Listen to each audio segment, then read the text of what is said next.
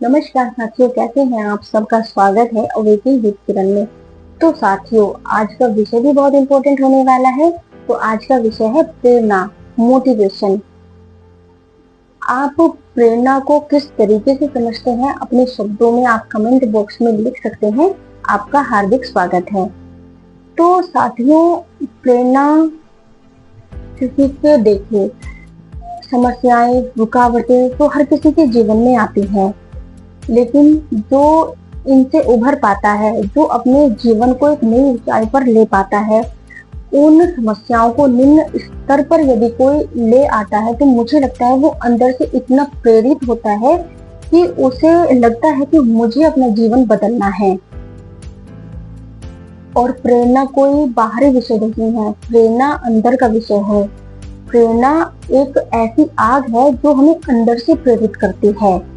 प्रेरणा बाहर की शक्ति नहीं, अंदर की शक्ति है। सिर्फ देखिए, हमें प्रेरणा सिर्फ रास्ता दिखा सकती है, लेकिन उस पर चलना हमें खुद ही होता है। किताबें हैं, जो हमारे जो गुरु हैं उनके विचार हैं, किसी महान व्यक्ति की कहानी है, हमें वो कुछ समय के लिए प्रेरित जरूर कर सकती है, जब तक हम पढ़ रहे हैं तब तक। लेकिन उसके बाद क्या? उसके बाद यदि उनके विचार हमारे दिमाग से निकल गए तो फिर हम चल लिए अच्छे रास्ते पर। हम नहीं चल सकते जब तक कि उनके विचार हम अपने बिल्कुल अंतर्मन में नहीं उतारेंगे, क्योंकि चलना हमें है। अब उन्होंने तो अपने विचार लिख दिए, ठीक है, वो रास्ता हमें सही दिखा सकते हैं, लेकिन चलना उनके ऊपर हमें है। और जब थकान लग जाती है, जब हम थक जाते हैं, तो हमें खुद से ही एक प्रश्न करना चाहिए और खुद को प्रेरित करना चाहिए कि बस एक कदम और, बस लास्ट चांस और। हमें इतनी जल्दी हार नहीं माननी चाहिए, हमें धैर्य रखना चाहिए। अपने सपनों को सच करने के लिए हमें प्रेरणा अपने अंदर से ही लेनी पड़ती है, कोई बाहरी चीज हमें प्रेरणा नहीं दे सकती। और हाँ, ऐसा कोई नियम नहीं है कि प्रेरणा किसी उम्र के दायरे में नहीं बंधी होती। उम्र का प्रेरणा से कोई लेना देना नहीं होता है। बहुत लोग सोचते हैं कि युवाओं को प्रेरणा की आवश्यकता होती है, लेकिन सच तो यह है, हर उम्र के लोगों को जैसे सांस की आवश्यकता होती है, वैसे ही उन्हें अपनी प्रगति के लिए प्रेरणा की आवश्यकता होती है। महात्मा गांधी कहते थे, खुद वो बदलाव बनो जो आप दूसरों में देखना चाहते हो।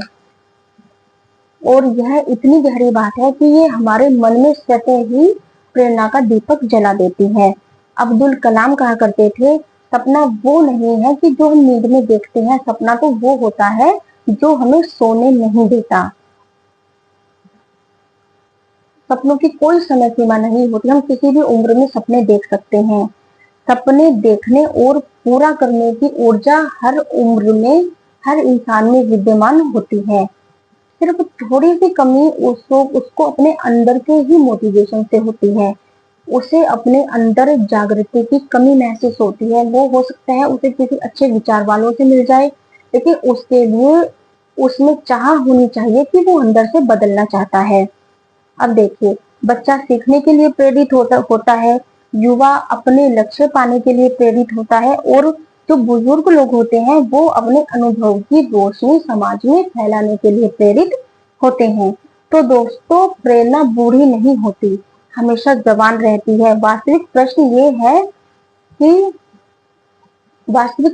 ये नहीं है कि आपकी उम्र कितनी है, प्रश्न ये है कि कुछ कर पाने की जो ललक होती है वो आपके अंदर कितनी है। आप कितना बदलाव चाहते हैं कि आप बदल जाए। याद रखना, जीवन का हर दिन एक नया मौका होता है। हम रोज सोते हैं, तो जो सुबह होती है वो हमारे लिए नई सुबह ही होती है। अगर हम करना चाहें तो हम वहां से अपने जो हमने सोच रखा है, जो हम करना चाहते हैं, हम उसकी शुरुआत बिल्कुल कर सकते हैं। अगर हम किसी भी चीज से प्रेरित हुए हैं तो, या हमें लगता है कि हमें अपने जीवन में कुछ पाना है, कुछ करना है, हमें अपने समाज को कुछ अच्छा देना है, तो हम बिल्कुल अपनी हर सुबह को हम नई शुरुआत के तौर पर ले सकते हैं। और बिल्कुल नई शुरुआत होती ही है, और ऐसा संभव है और प्रेरणा हमें सिखाती है कि आज भी कुछ नया करना संभव है। तो साथियों, प्रेरणा का जो महत्व है वो हमारे जीवन में बहुत बड़ा है। हमें सबसे बड़ी बात तो ये है कि जो प्रेरणा होती है हमें अपने अंदर से ही आती है। अगर कोई इंसान है उसको परिस्थितियां देख करके या किसी गुरु के विचार सुन करके या अपने अंदर की वो गंदी आदतें ना देखकर वो फिर भी उन्हीं गंदगियों की गहराइयों में, गर्त में घुसा चला जा रहा है, तो मुझे ऐसा लगता है कि वो इंसान अंदर से बदलना ही नहीं चाहता। जो इंसान अंदर से बदलना चाहता है उसके ऊपर जरूर प्रभाव पड़ता है किसी भी अच्छी बात का। वो कोई भी अच्छी बात सुनेगा तो उस पर गहराई से प्रभाव जरूर होगा। अब मैंने आपसे कहा कि जो प्रेरणा होती है वो बाहर का विषय नहीं है, वो अपने अंदर का विषय है। वो विषय वही है कि हमें हमें खुद को पहचानना होगा कि हम क्या हैं। तो साथियों, मुझे ऐसा लगता है कि आपको मेरी बात बहुत अच्छे से समझ में आई होगी।